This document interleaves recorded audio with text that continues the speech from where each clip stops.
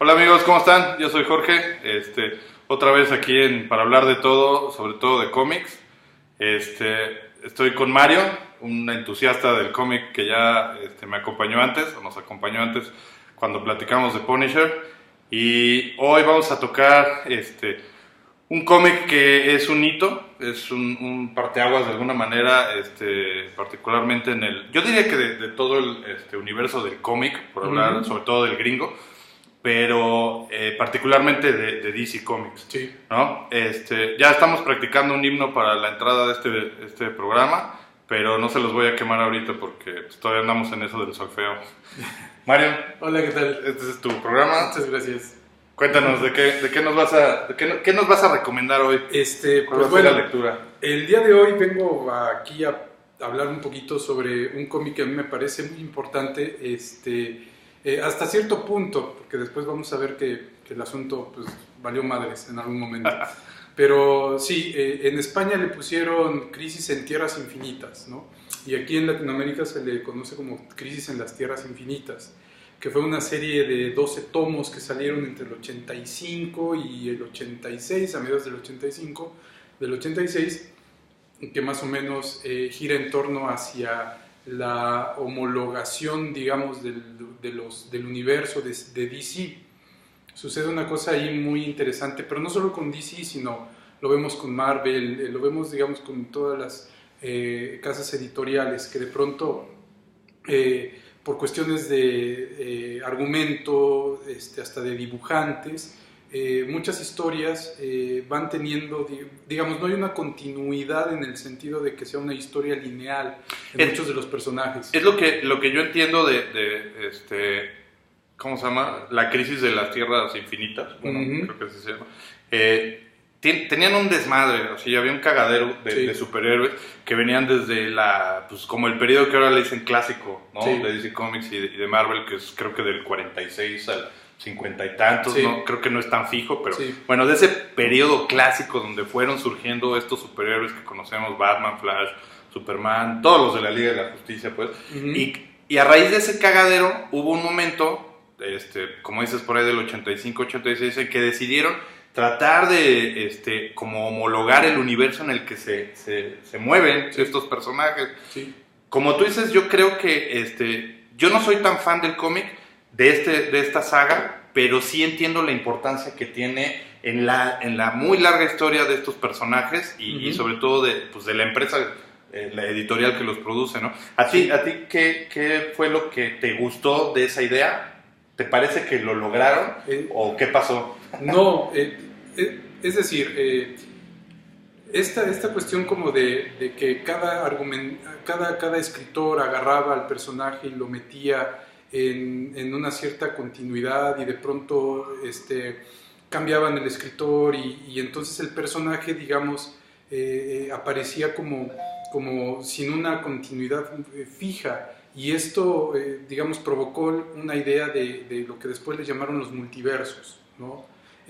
Funcionó, creo que trataron de hacerlo funcionar, pero fue tanto el desmadre que tenían por tantos personajes, que me parece que no lo lograron y por eso después sacaron la saga de la Hora Cero, Okay. ¿no? Toda la Hora Cero, que a final de cuentas no quiero yo ahí spoilear nada, pero pues que tiene que ver con mi personaje favorito en DC, que es Hal Jordan, ¿no? Pues tiene que ver también como La Linterna Verde. La Linterna Verde, después va a ser Parallax, ¿no? Y que las generaciones ubican a otro Linterna Verde, ¿no? El moreno, pero pues ha habido un montón de linternas verdes, en fin. Que ya ni está nuevo, ¿no? El moreno. No, pero lo siguen, digamos, como manteniendo en esa línea a partir de las políticas estas como multiétnicas y culturales, donde los hacen gays. No, pues que tiene que haber espacio para todos, ¿no? No, Es como y a mí me encanta. Lo que pasa es que, pues, de pronto sí es como muy raro, y no soy ni homófobo, ni no, o sea, pero sí es como raro de pronto ver a Nick Fury, que pues el tipo es canoso, blanco, y de pronto pues te lo cambian de color, ¿no? Por ejemplo. Entonces, pero bueno, uno entiende esas cosas. El punto es que, sí, de pronto la Hora Cero es como ese intento de tratar de de darle una continuidad, de homologar las historias en los personajes, porque es como muy difícil de pronto, cuando uno sigue las historias, preguntarse, por ejemplo, bueno, y el Batman de El regreso del Caballero Nocturno, ¿dónde entra esa aventura dentro de la serie regular, por ejemplo, no? Se la tenían que sacar de alguna manera, ¿no? Digo, mi percepción de algún modo es esta. O sea, yo recuerdo que, bueno, de raíz es que son, como decías, muchísimos superhéroes. O sea, hay una cantidad increíble de superhéroes de las dos casas, de Marvel y de DC Comics. A mí me parece que esta crisis es resultado de eso porque en realidad, según yo, existen tantos superhéroes en ambas casas editoriales porque había una competencia. O sea, en algún punto pues estaban compitiendo por ventas. Sí. Entonces, si tú tienes a Batman y es el mejor, entonces yo hago a Black Panther o alguno así que más o menos le pegue, que sea un perfil parecido. Y imagínense que así se fueron pues dando durante al menos yo diría unas 3 décadas, ¿no?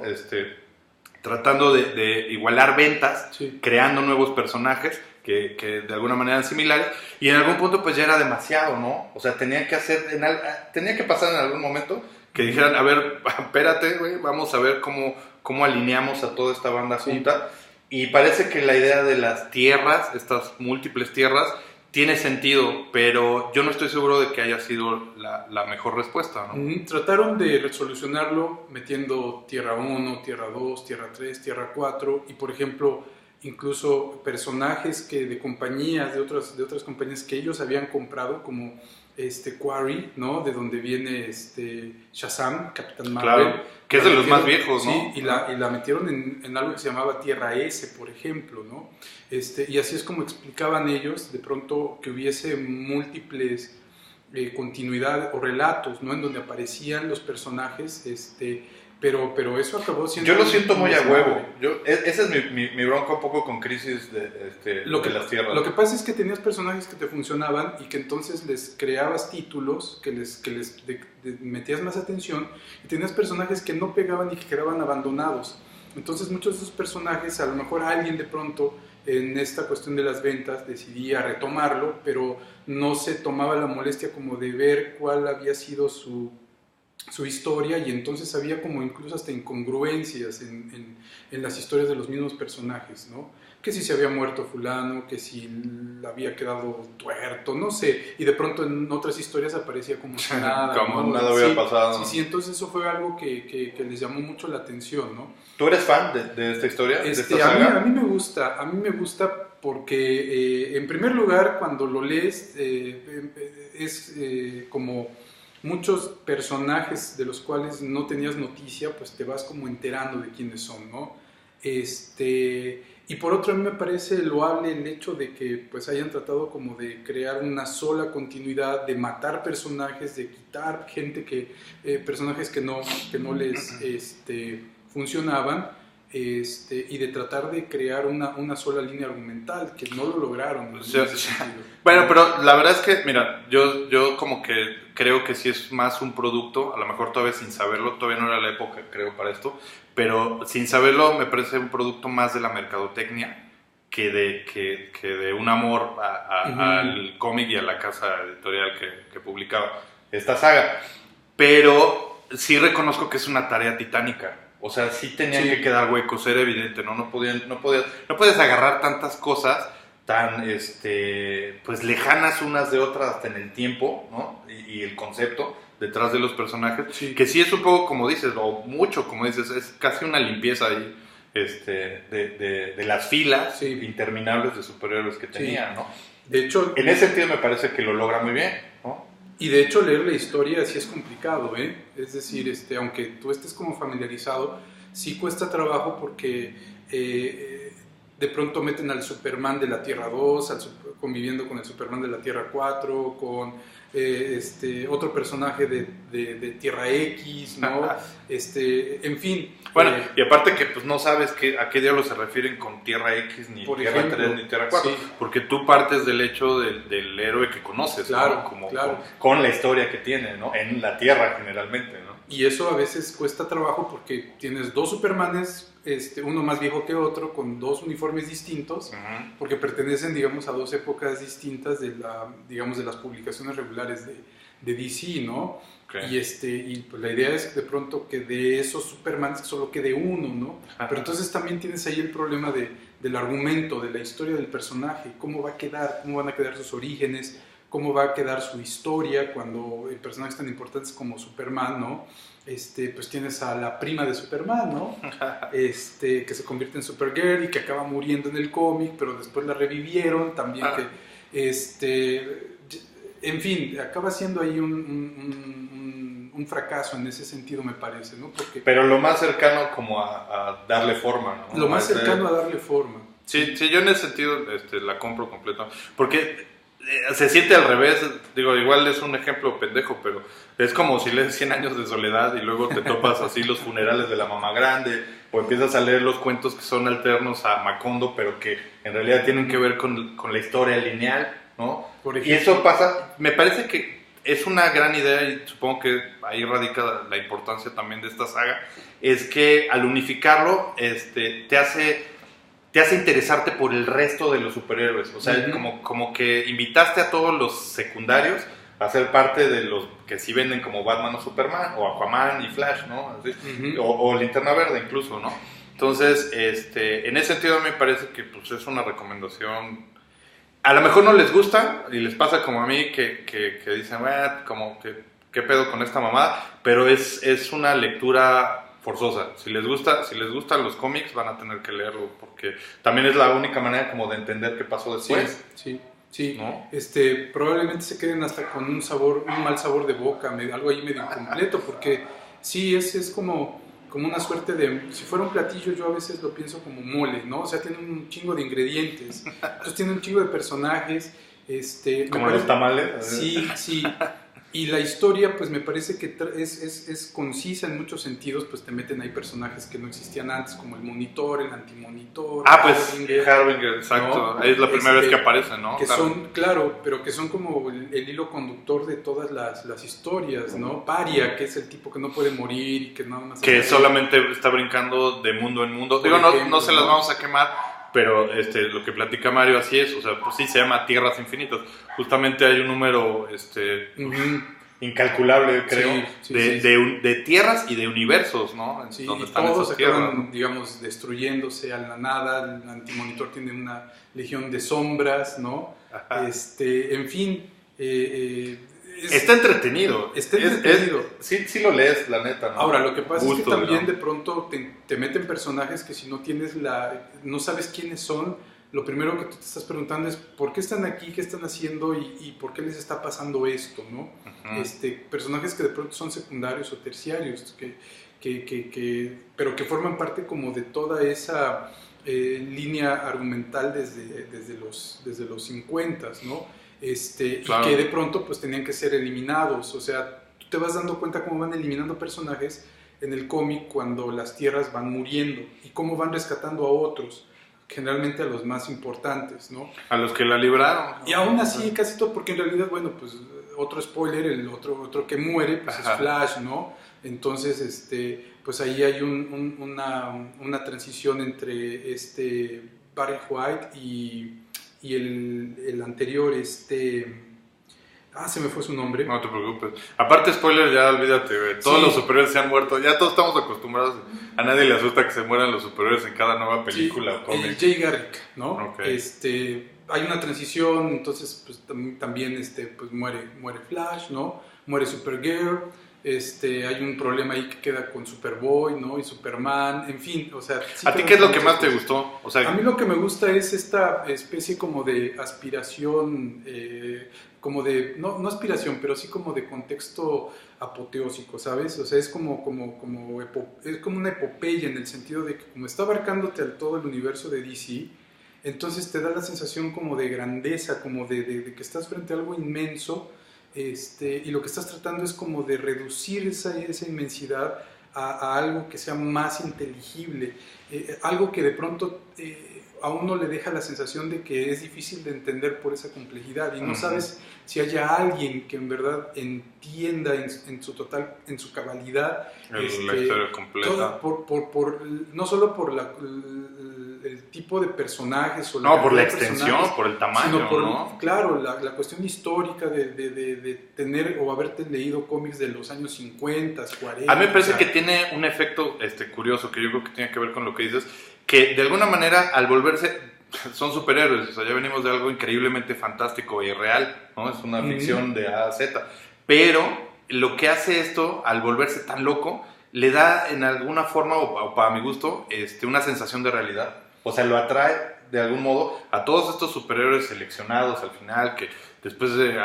es un evento cataclísmico lo que está sucediendo, sí. y le da esa sensación más cercana de realidad, o sea, parecen más humanos, Sí, ¿no? sí. Curiosamente es como contrario a lo que pensarías cuando empiezan a hablar de multiversos y cosas de este tipo, ¿no? Sí, yo ahí estoy de acuerdo, hay una sensación de impotencia, eso es bien interesante, tú vas leyendo el cómic y vas viendo cómo la Tierra se va destruyendo, ¿no? Ante la nada, ante la antimateria, digamos.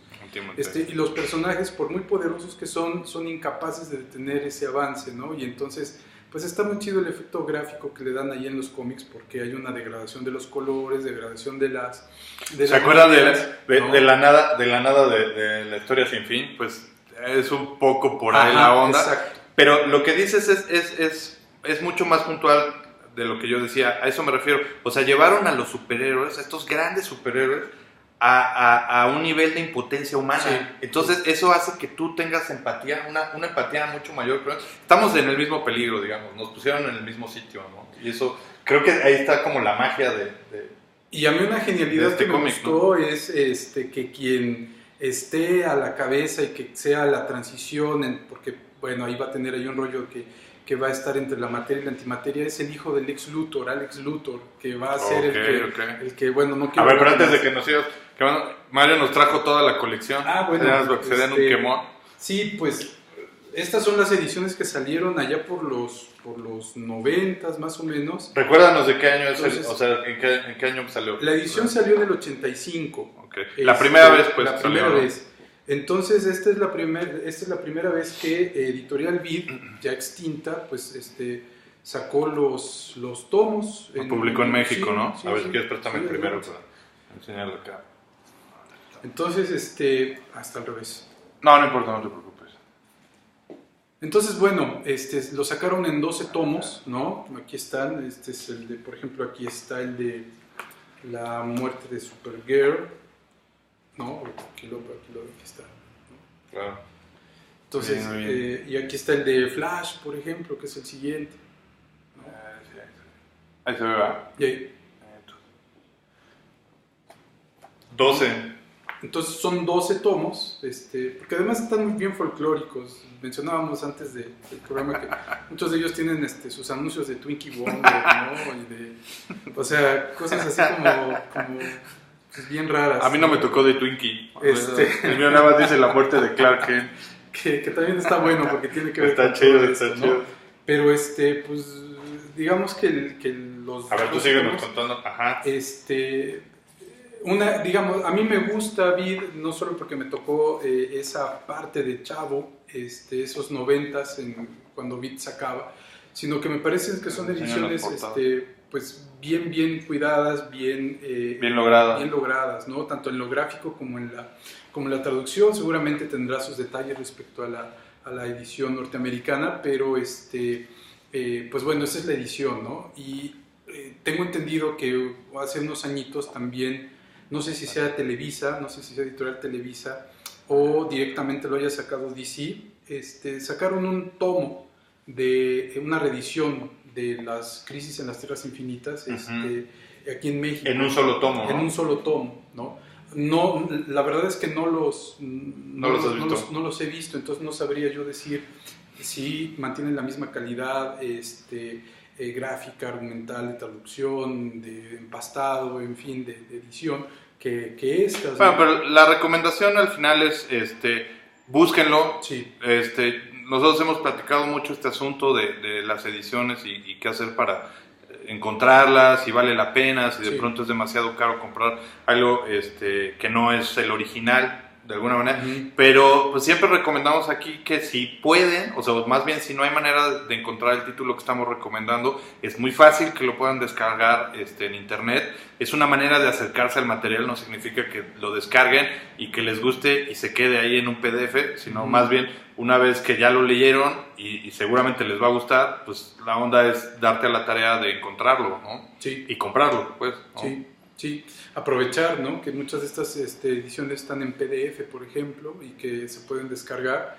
A mí me parece muy bien, incluso hasta pensando en si están dudando en comprarlas o no, porque de pronto igual y creo que sí se pueden llegar a conseguir estas ediciones, no sé qué tan caras estén en el mercado, ¿no? Pero digamos para que ustedes ya sepan qué tipo de producto piensan ustedes adquirir, si le entran o no. A mí me parece fundamental en ese sentido, o sea, como digamos, independientemente de que haya tenido éxito posteriormente, me parece que la importancia de las crisis reside en que es un punto fundamental, incluso se puede hablar de pre-crisis, post-crisis, ¿no? En la historia, digamos, en la historia de DC, de las publicaciones de DC. Entonces, para mí ahí radica como su importancia y por eso, digamos, esta cuestión de coleccionista, si ustedes quieren, de poseerla, porque nos guste o no, pues influyó en lo que posteriormente vendrá en términos de los títulos que va a tener la editorial, ¿no? Aunque bueno, de unos años para acá, pues decidieron darle en la madre a todo eso, ¿no? ¿Otra vez? Sí, les valió madre y dijeron, no, ya volvemos a los multiversos, solamente le vamos a cambiar el nombre, ya no lo vamos a llamar multiversos, ¿no? Lo vamos a llamar de otra manera. Y volvieron, digamos, como al mismo desmadre que en el 85 se trató como como de realinear. Mira, yo digo, de todas maneras, evidentemente estos personajes y esta editorial es tan grande y tan importante que está viva, o sea, no va a parar. Sí. Seguramente veremos esfuerzos de este tipo en el futuro que, bueno, ya probablemente ni nos toquen. En el que pues siempre va a estar cambiante el argumento y van a tratar de ajustarse justamente a tierras y a multiversos y a una serie de cosas, pero esta que estamos recomendando, lo que nos vino a recomendar Mario hoy, a mí me parece, como él dice, que es algo que debe estar en tu estante, o sea, independientemente de si vas a seguir alguno de los personajes, si te gusta un poco el cómic de héroes tradicional, clásico, necesitas tener esto en tu casa. Es la primera, digamos, gran limpieza dentro de la casa de DC. Después vendrá Hora Cero, después vendrán Crisis Infinitas, después vendrá este otro título llamado 52, ¿no?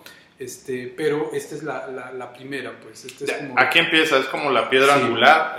Antes de que nada de eso ocurriera, estos esfuerzos por unificar los universos de todos los superhéroes, pues es el primero, ¿no? El que sucede. Sí, pues, entonces... ¿algo más que quieras contarnos, no, Mario? Más, que los lean, que los disfruten, que si pueden tenerlos en físico, pues adelante, yo lo recomendaría ampliamente, ¿no? Y que incluso ustedes van a poder encontrar allí algunos ecos, llamémoslo así, de personajes que tanto en la pantalla grande como en la pantalla chica salen, por ejemplo, en Capitán América, ¿no? Capitán América. Fíjate que no lo vi en esta, pero... No, Capitán América es de Marvel. En series como Arrow o como Flash, ¿no? De que de pronto, pues, o Supergirl, que ahora está también en la primera temporada. Sí, va a salir. Ahí van a entender como muchas cosas, ¿no? De ¿Quién es el que, según tú, salió mejor librado de estas crisis de la Tierra? Al que sigues leyendo hoy, así que yo sigo leyendo a este personaje. Digo, ya nos dijiste que tu favorito es Linterna Verde, pero seguramente hay otro que te gusta también, o solo es él. Yo creo que Flecha Verde quedó bien, Hombre Halcón. Curiosamente, ni Batman, ni Superman, ni Flash, que serían como los principales, los que pensaríamos que quedarían como bien consolidados, no quedaron así. O sea, sus historias después van a requerir como de más parches, de más explicaciones, porque no van a quedar como bien logradas, ni siquiera Linterna Verde, ¿no? Y me parece que personajes secundarios dentro de la Liga de la Justicia, por ejemplo, sí lograron. Flecha Verde me parece uno, El Hombre Halcón me parece otro que sí logró como un reinicio, como un restart, ¿no? Okay. Pero los principales, no, requirieron todavía de más. Y más después que hacia los 90, o sea, no mucho tiempo después, por ejemplo, en el caso de Superman, cuando lo matan. Claro, la muerte de Superman, el reino de los Supermanes, el mundo sin Superman. Cuando se supone que ya no había necesidad de hacer eso con estos personajes, ¿no? Lo mismo le pasó después a Linterna Verde, ¿no? Cuando lo matan en la hora final, que es igual y después podemos hablar de ello. Sí, ¿no? Sí, pues yo creo que vamos a tener que hacer otro programa para platicar hay que hacer uno de los favoritos, porque aquí estamos recomendando los títulos que de alguna manera, las sagas que nosotros entendemos como importantes dentro de la historia del cómic. Recuerde que también somos solo fans, pero hasta ahora creo que del único que hemos hablado como favorito es de Punisher. Entonces, como personaje, ¿no? Sobre todo así de DC o de Marvel, ¿no? Son estos tremendos casos editoriales. Sí. Pero bueno, en fin, esta es la recomendación de Mario. A mí me parece que sí, es una lectura esencial. Ya no me repito más en ese asunto. Y pues nada, ahora sí que los vemos en la siguiente, ¿no? Ojalá que lo hayan leído y cualquier cosa, pues escríbanos. No seas malo, danos tu Twitter o tu Facebook o algo. Twitter es Lord of Night, Señor de la Noche. Ahí. Ajá, ándale, cabrón. ¿No? Sí, claro. Muy bien. Imagínate Princesita Mariposa 2015. Güey, si yo les digo el mío de Xbox, güey, se cagan, cabrón. Y en Facebook estoy como Arthur Goway, ¿no? Ahí igual, si van al Twitter, pues ahí tengo el dato del Facebook, y si van al Facebook, pues tengo el dato del Twitter, no hay ningún problema, ¿no? Búsquenlo como Mario Arturo. Igual, sí, ahí andamos, para cualquier para lo que se solicite. Tormenta de arena que quiera, ¿no? Muy bien, pues muchas gracias, Mario. No, ¿de qué? Al contrario. Ojalá que no nos desterren de esta tierra. Seguro que no. Muy finita. Muchas gracias, los veo mañana.